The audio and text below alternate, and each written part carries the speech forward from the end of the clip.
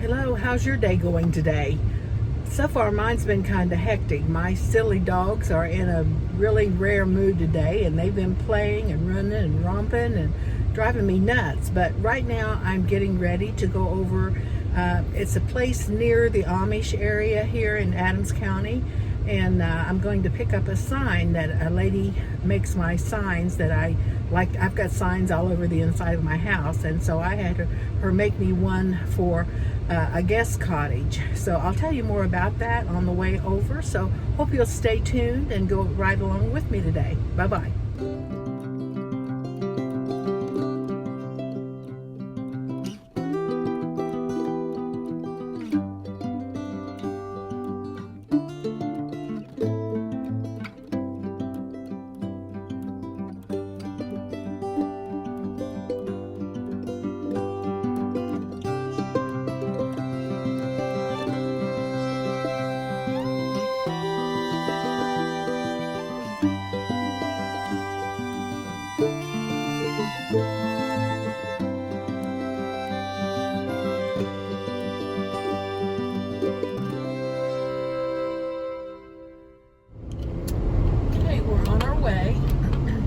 Today the weather is really beautiful. It's nice. Just need maybe just a light jacket, or like with me, I've just got a vest on. And but I understand that we may get our first measurable snow by like Monday, this coming Monday or Tuesday. And of course, today is Saturday, so I'm kind of looking forward to that. It seems like since we're all kind of shut in this year anyway. I told my husband, I said, you know, we ought to at least have a decent snow on Christmas Eve this year. We probably won't, but it looks like we ought to be able to get that. Sorry, one of our railroad track.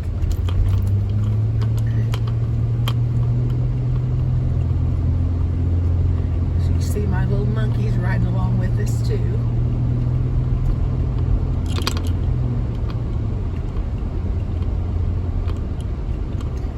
Like they're decorating in town here for Christmas.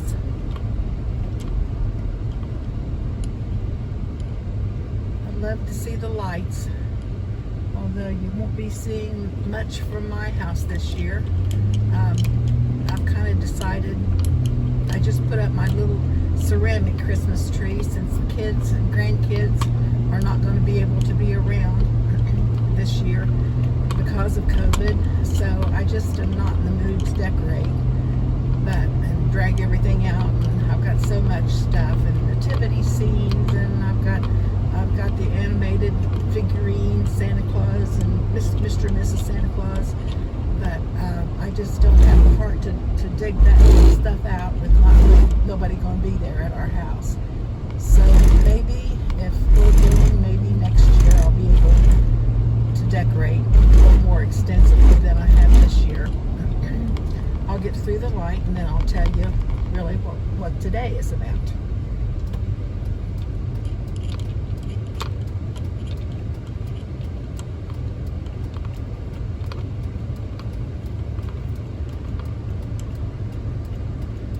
Mr. Monkey. Unbelievable having weather like this on November the 28th. It's just a really nice day. It'd be a nice day to take a walk. Of course, I've got some bumps and bruises. I kind of made a fool out of myself yesterday, or I would have if anybody had been there. But I was coming up, I've got one step that comes up out of my laundry room into my kitchen. And I guess when I was busy doing laundry and I was folding laundry and putting it away and all that, and I was kind of hurrying along there, and as I came up that step, I didn't lift my foot high enough, and I fell like a ton of bricks. And I got a big goose egg on right below my knee on my left leg, and I've got a skin place on my arm, and my husband was down in the basement talking to a couple of our residents, and I said, "Did you hear a big thump when you were downstairs?" And he said, "Yeah." He said, "Must have been the dogs playing." I said, "No, it wasn't the dogs, it was me." I said, "I didn't kill myself." But of course I'm fine. And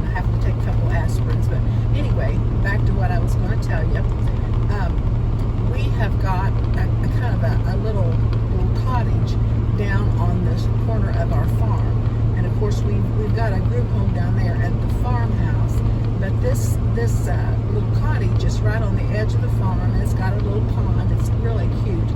And the man that sold us the farm kept a piece of the farm off and put him a little cottage right on the edge of that. It was kept 1.7 acres, I believe, and kept that to have him a little cottage built down there. And he was older. He'll be 79 in the spring, and he's not well at all and can't hardly walk. He's got diabetic neuropathy real bad, and he just been in and out of the hospital this summer and in and out of nursing homes. And he was in a nursing home, and he came back home, let's see, just about a week before Thanksgiving. And he asked my husband, he said, are you all going to have Thanksgiving dinner? And Clark said, yeah.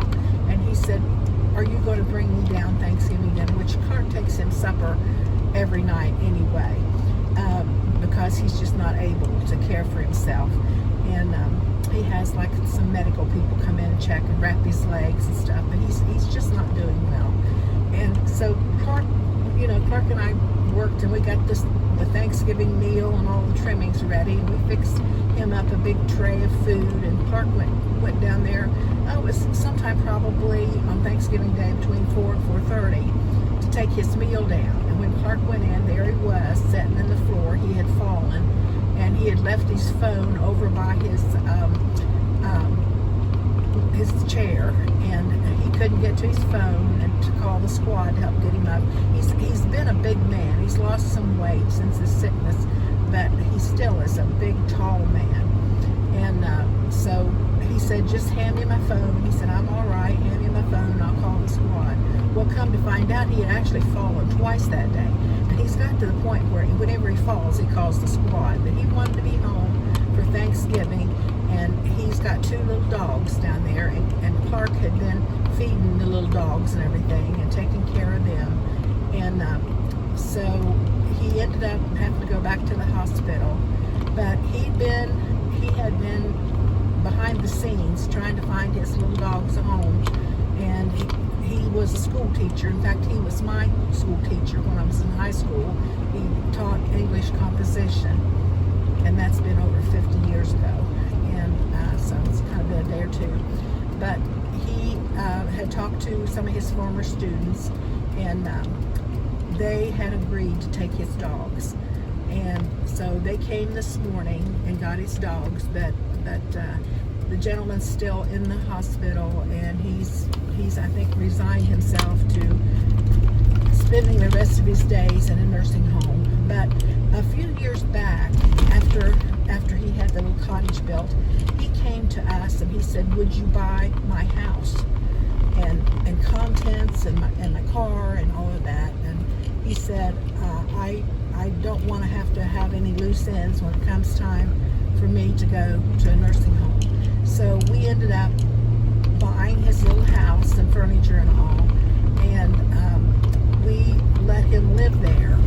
And he didn't have to pay any rent because he did give us a good deal on the house. And we said, you don't have to pay any rent. And of course we pay the taxes and the insurance and everything. And he just lived there and just paid his water bill and electric bill, and and any personal expenses he had. So he's been there. That's probably been about probably 3 or 4 years ago that he did that.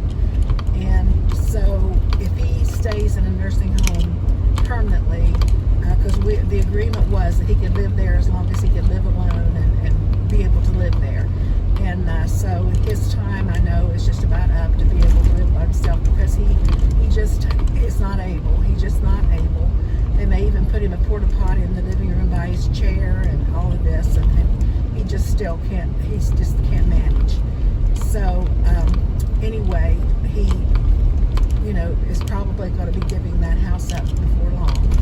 And I think for right now, we're going to turn that house into a little guest cottage. And I had asked Hickory Hollow down here, I had asked her to make me a sign. I just find a picture of a sign and I text it to her and I said, could you make me this? And she always says yes.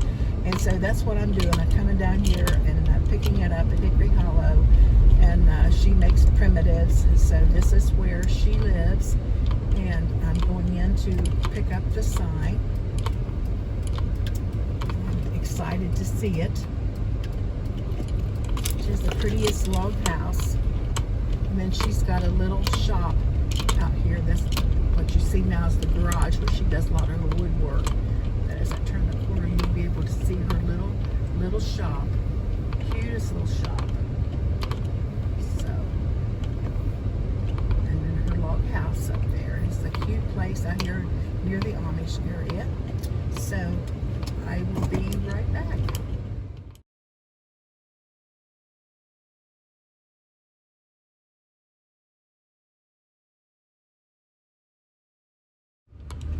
Okay, I picked up my sign, and I will show you when I get home. I'll film the sign and let you see what it looks like. She did a really wonderful job.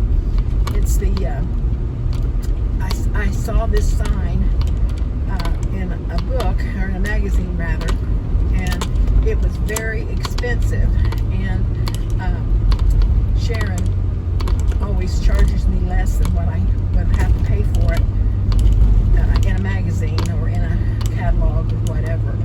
She has made my signs for years. I used to have a little primitive gift shop called Hickory Primitives, and I sold all kinds of neat little primitive things, and she always did my signs for my shop, and she just does a fabulous job, and I just really appreciate her. Let me get this over here just a little bit better. You can see more.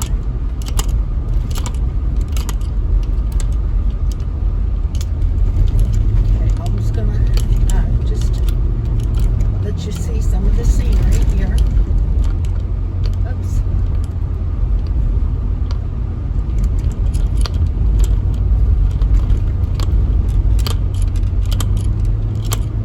At least show you till I get out here on the main highway, and then I will turn this off until we get home.